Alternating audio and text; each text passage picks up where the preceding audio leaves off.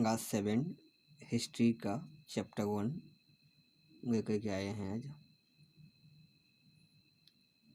आप लोगों को बुक से रीडिंग करना है और उसको समझने की कोशिश करना है। हम जो इम्पोर्टेंट जो पॉइंट है उसको हम लेकर के आए हैं। आप इनको नोट करके अच्छी तरह से याद कर लीजिएगा। चैप्टर नंबर 1 में है tracing chain through out 1000 years, 1000 साल। ये 1000 साल है। 700 700 थे, 700 ये लगभग 700 to 1700, 750 to 750, ये 1000 साल के बीच में जो चेंजेस हुआ हिस्ट्री के अंदर, हम उसको इस चैप्टर में देखेंगे। सबसे पहला हम यहाँ पे लिए हैं अल इदरीसी के बारे में। ये अल इदरीसी कौन था? 12वीं सेंचुरी अरब जियोग्राफर था। अरब का एक जियोग्राफर था जिन्होंने भारत का मैप्स बनाया था। अल इदरीसी भारत का मैप्स बनाया था। ये एक कार्टोग्राफर था। अब कार्टोग्राफर को देखते हैं हमको। कार्टोग्राफर क्या है? A person who makes maps. एक आदमी जो मैप्स बनाता है उसको कार्टोग्राफर था। अल इदरीसी मैप बनाया, वो एक कार्टोग्राफर हो गया। जियोग्राफर भी था, कार्टोग्राफर भी था। अब हम लोग मेन पॉइंट पे आते हैं। न्यू एंड ओल्ड टर्मिनोलॉजीज, नए और पुराने टर्मिनोलॉजीज, जो टर्म यूज हुआ हिस्ट्री में, उनको हम लोग देखेंगे इसमें।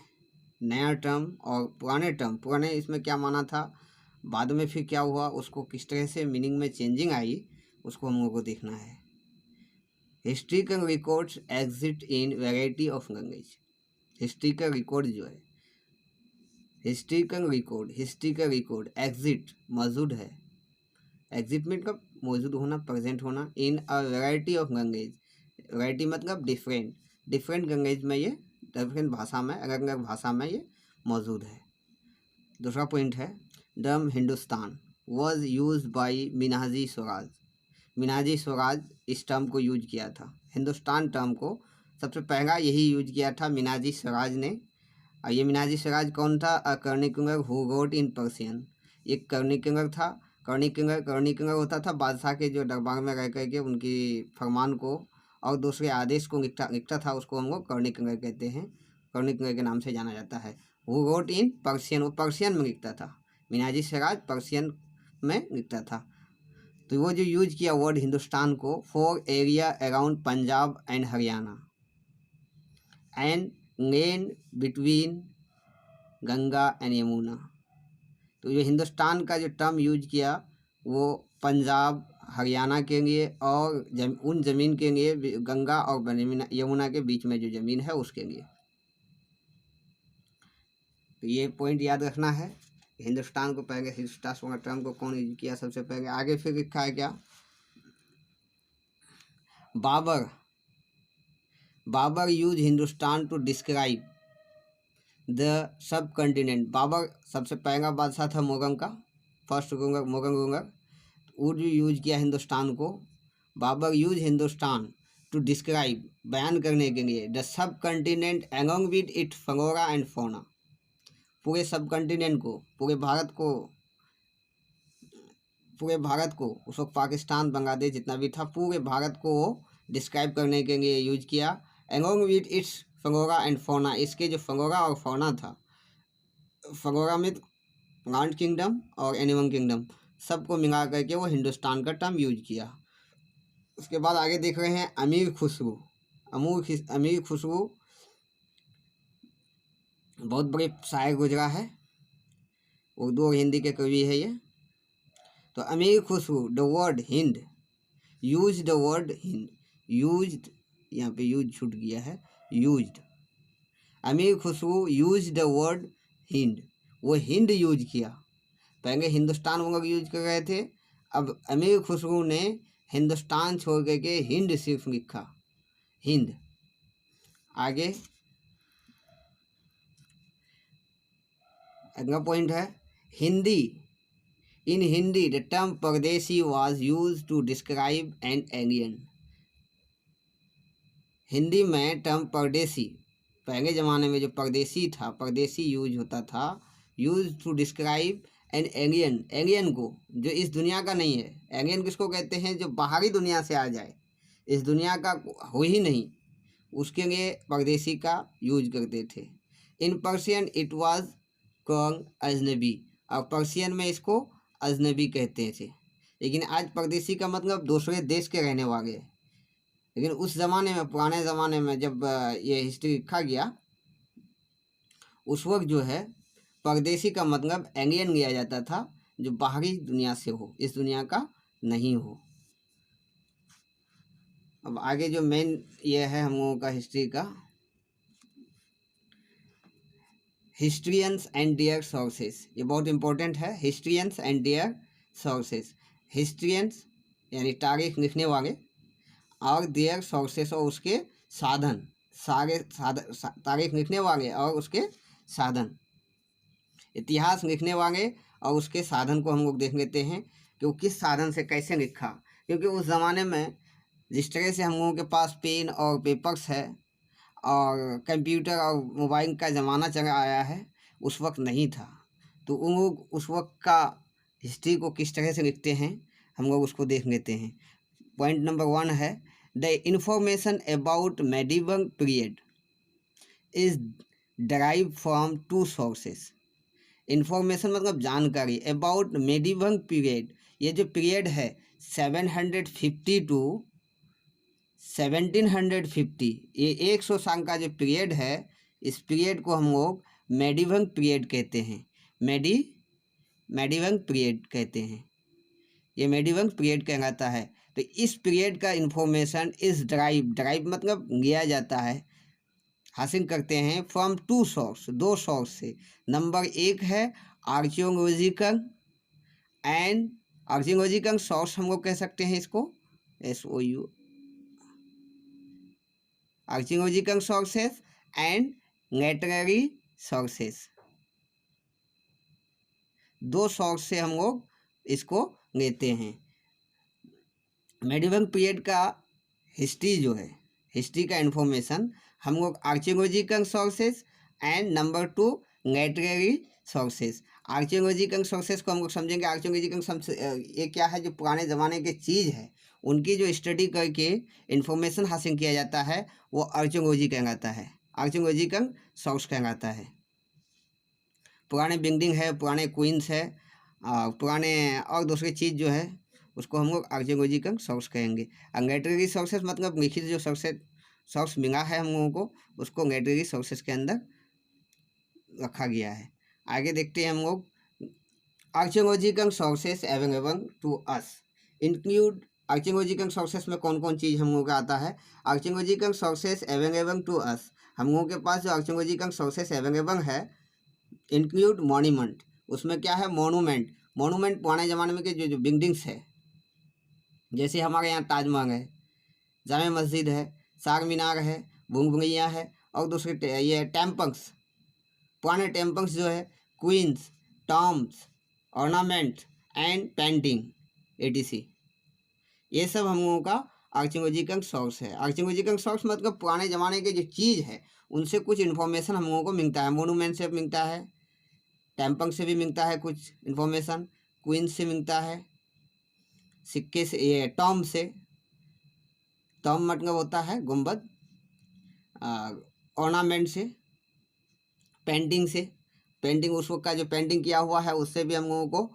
हिस्ट्री का बहुत सारी जानकारी, इन्फॉर्मेशन हासिल होता है। तो ये सारे के सारे आर्कियोलॉजिकल सोर्सेस कहलाएगा।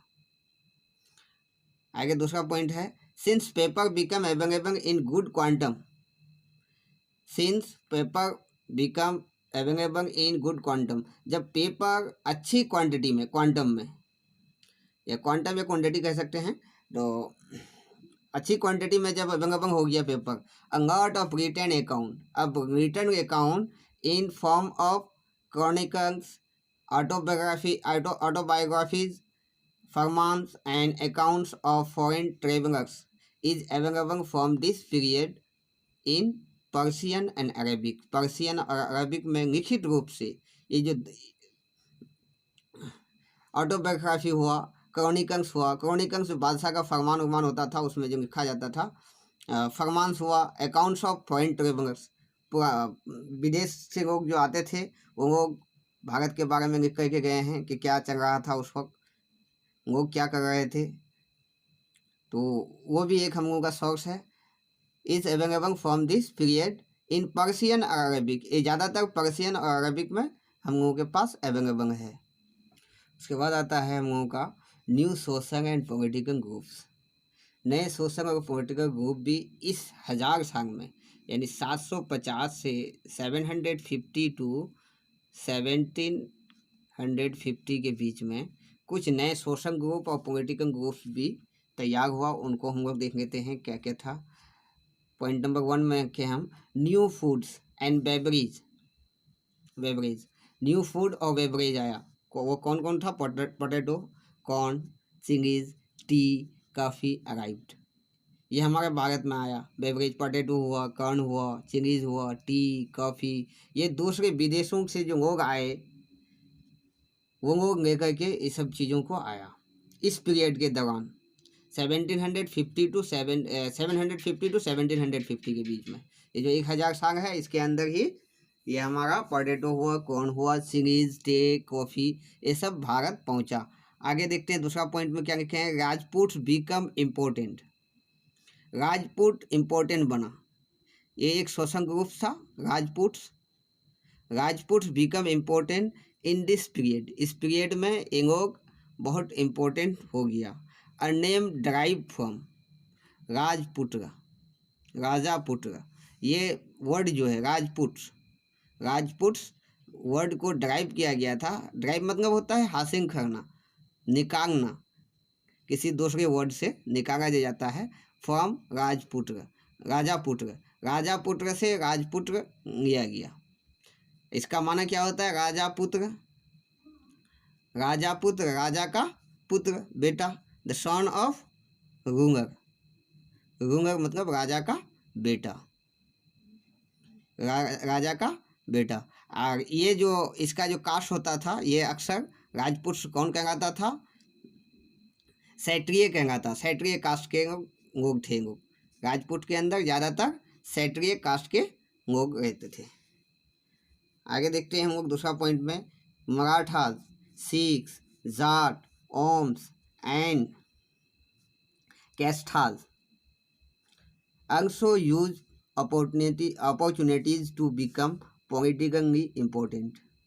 Marathas, Sikhs, Jat, Oms and Castas also use opportunities को, मौके को इस्तेमाल किया to become politically important। जिस तरह से राजपूत इस पीरियड में इम्पोर्टेंट हासिल किया, अपने आप को अच्छा पोजीशन में लेके आया, उसी तरह से मराठा, सिख, जाट, ओम्स, ये भी एक कास्ट थे, सोशल ग्रुप्स थे जो इस ज़माने में अपॉर्चुनिटी को इस्तेमाल किया टू बिकम पॉलिटिकली इम्पोर्टेंट हासिल करने के लिए।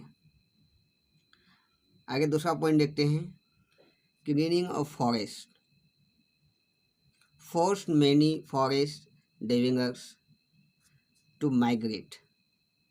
क्लीनिंग, यहाँ पे क्लीनिंग है, क्लीनिंग ऑफ फॉरेस्ट, फॉरेस्ट की क्लीनिंग, सफाई, फॉरेस्ट को काट करके साफ कर दिया गया, तो उसकी वो फोर्स किया मैनी फॉरेस्ट डिविंगर्स को, बहुत सारे डिविंगर्स मतलब रहने वाले लोग, फॉरेस्ट डिविंगर मतलब जंगल के रहने वाले लोग, जंगल में जो रहने वाले लोग। पुराने ज़माने में लोग जंगलों में रहते थे, कुछ लोग जंगलों में रहते थे, तो फॉरेस्ट डिविंगर्स जो थे, जंगल में जो रहने वाले लोग थे, उसको ऊपर फोर्स किया टू माइग्रेट करने के लिए, उसकी जगह को चेंज करने के लिए, माइग्रेट करने के लिए उसको ये जंगल की कटाई, cleaning of forest, force many forest डिविंगर, जंगल की सफाई, कटाई, बहुत सारे जंगल के रहने वाले लोगों को माइग्रेट करने पर फोर्स किया, दबाव डाला। दे स्टार्टेड टिलिंग, अब उसको जो निकाल दिया तो वो क्या किया? They started tilling the land, जमीन को वो टिलिंग करना शुरू किया, यानी चसना शुरू किया,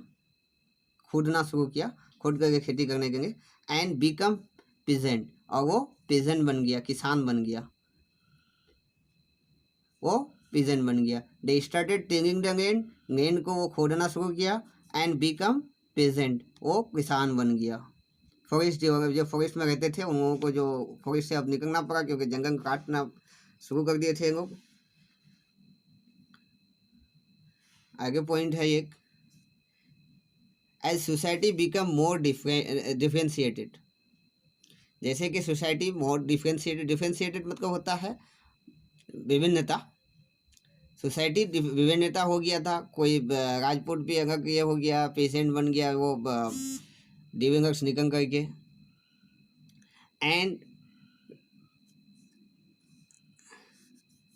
people were grouped into jatis, तो ये जो डिफ्रेंशिएट हो गया, अलग अलग डिफरेंट तरह का सोसाइटी बन गया, लोगों के अंदर फर्क पैदा हो गया, तो पीपल ग्रुप्ड इनटू जाटीज, लोग अब जाति में बढ़ गए, और सब कास्ट या सब कास्ट के तौर पर, and ranked on the basis of their background, और उसके बैकग्राउंड के हिसाब से, उसके बैकग्राउंड के हिसाब से काम किस तरह का करता है, एंड देयर ऑक्यूपेशन, उसके काम के हिसाब से और उसके बैकग्राउंड के हिसाब से उसको जाति का रैंक दिया गया, जाति दिया गया, किस जाति के अंदर वो पड़ता है। आगे अब रैंक के बारे में बोलता है कि rank were not fix permanently, ये परमानेंटली फिक्स नहीं था, rank were not fix permanently, ये रैंक जो होता था अभी जो हम पढ़े कि जाति होते थे या रैंक होते थे, दिया जाता था उनको, जाति में बढ़ गए थे subcaste, and ranked on their basis of their background, उसके बैकग्राउंड के आधार पर उसको रैंक दिया जाता था।